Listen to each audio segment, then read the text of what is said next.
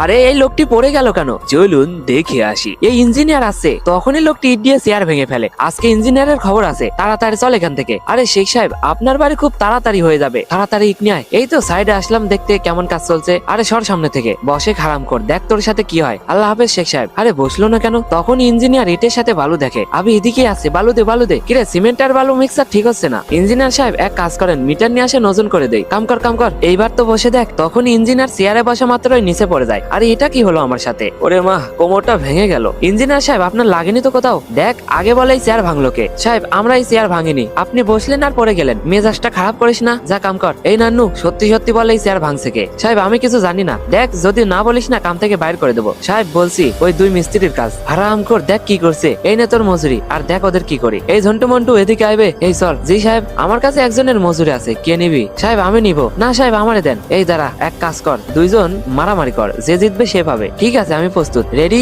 1 2 3 গো। তখনই ঝন্টু মন্টুর মারামারি লেগে যায়। হ্যালো, হ্যাঁ ঠিক আছে ঠিক আছে, বুঝলি সিমেন্টওয়ালার ফোন ছিল, এই টাকা সিমেন্টওয়ালা পাবে। এত বড় ধোকা